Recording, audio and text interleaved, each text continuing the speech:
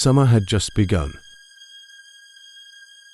and the village seemed like the perfect escape for two curious sisters.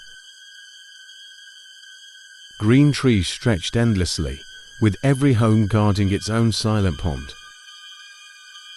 The population was sparse, so few that everyone could be counted in under a minute.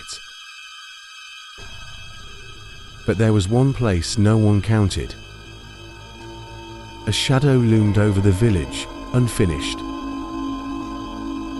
Abandoned, a two-story building that stood like a scar against the landscape. Locals whispered about it in hushed voices, claiming it was cursed. A woman had been murdered there, they said. Since then, no one dared to complete the construction. But that only made the place more tempting for two mischievous girls on a lazy afternoon. "We have to see it for ourselves," one sister whispered, her eyes alight with a mix of fear and excitement. They slipped out while the village slept, their footsteps crunching softly on the dried grass.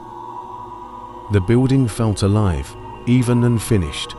Half-built stairs led nowhere, and the air inside was cold, too cold for a summer day.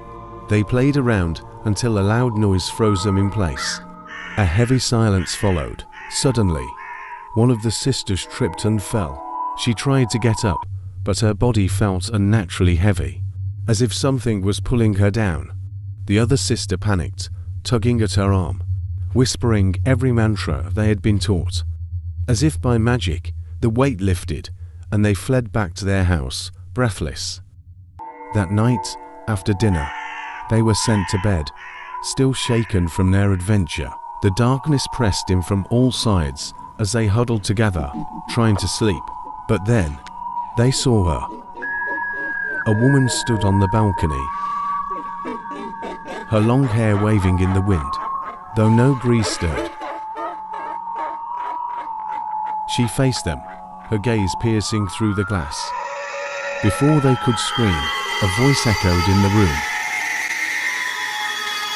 "Don't scream, or you won't live to see tomorrow."